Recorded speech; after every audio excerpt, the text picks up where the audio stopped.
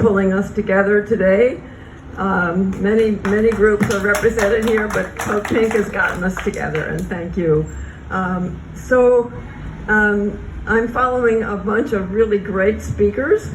I have a fistful of notes, which I'll try not to look at. What I really want to address today is the resistance in Palestine. We all know that there's going to be protests against annexation, just as there have been protests against every uprooted tree and against every settlement unit that's been built. That protest is very strong and has been going on for 70 years. The protests that we don't know about, the resistance I think we don't know about that I want to talk about, is what I call the creative resistance.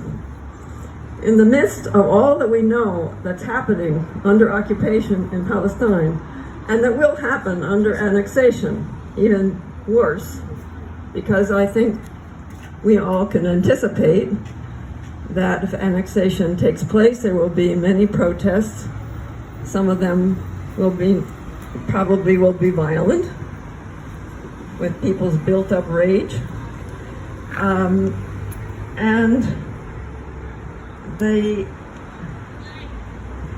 lost my train of thought. How about that? So there has always been resistance, and there will be continued resistance in spite of everything that has happened. The creative resistance, I'm going to give you two examples, and I really hope you will take these in and talk about them when you talk about Palestine, because Palestine isn't just about loss and annexation, it is also about people creating beauty, smiling children, and new institutions in spite of everything that's happening. The first one I want to talk about is called the Palestinian House of Friendship in the northern city of Nablus. And many of us have gotten to know Mohammed Sawaha, who founded PHF in 1995. He founded it in 1995 when Oslo promised Palestine that in 5 years they would have a state.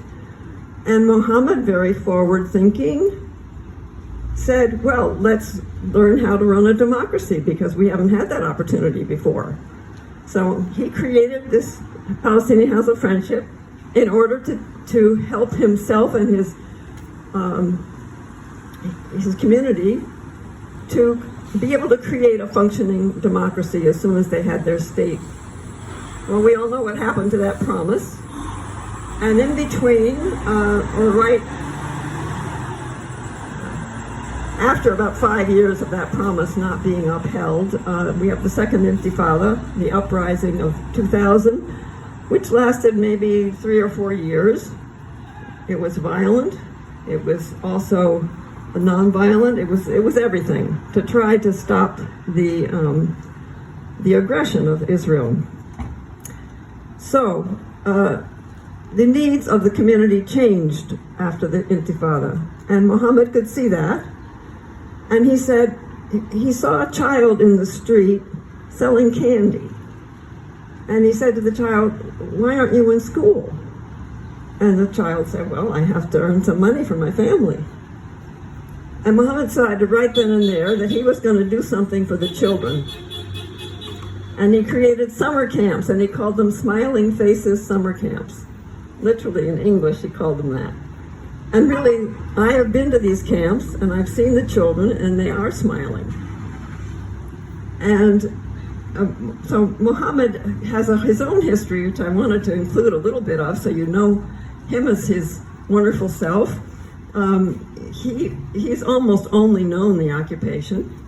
When he was in college, he was an organizer, a student protest organizer, and got arrested for it.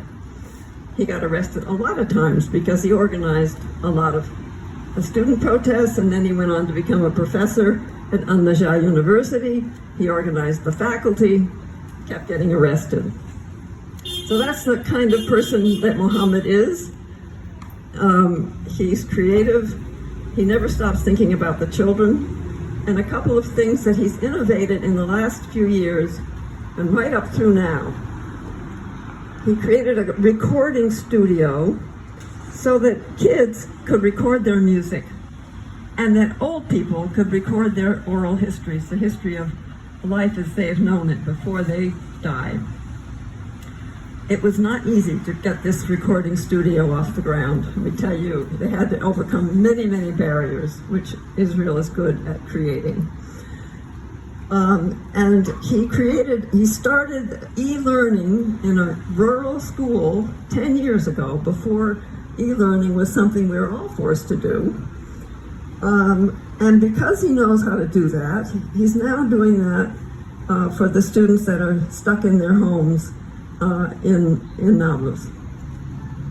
So this is one example of creative resistance that just looks at what can we do to keep people from giving up, and what can we do for the children. The other example I want to give you is down in the southern part of the West Bank, in the city of Bethlehem, where we have the Palestinian Institute for Biodiversity and Sustainability and the Palestine Museum of Natural History. A big mouthful of words, which has created a huge amount of creative resistance. Mazen Kumsea and his wife Jessie Kumsea started this museum 6 years ago, museum and institute. And what they did was they took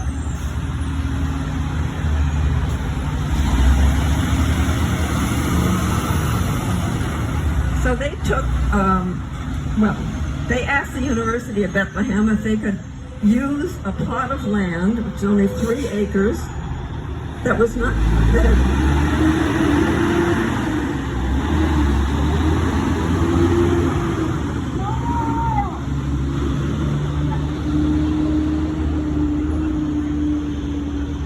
So the university had this plot of land, 3 acres, and a building on it that had been a dormitory. And Mazen Kumsea saw this. He went to the university, said, "Will you let me use that land and that building to create a museum and a botanic garden? I'll fund the entire thing, so you don't have to worry about that. And I'll give you all the credit for making this space available if we succeed." He has succeeded to a degree that you would not believe possible. He's transformed 3 acres of land which were in disuse for 15 years, including being a dumping ground for things that the university didn't know what to do with, cleaned it out, saved the trees that were dying there, the olive trees, the almond trees, the apricot trees, and started planting where there was need for planting, all indigenous plants, have created an oasis, have created a scientific study, have created a museum with professional displays of everything from insects to birds to stuffed animals. They are a rehab center. I myself have fed the chickens there. I have fed the hyena that was brought in wounded. I have fed the lizards and the scorpions, all these things that are happening there. It is teeming with life. And who comes to see it? School children, I've seen them. College students, professors, scientists, internationals from all over the world are coming to see this creation. This is the creative resistance. Please talk about it. Palestine is not just loss and anger and protest. Thank you.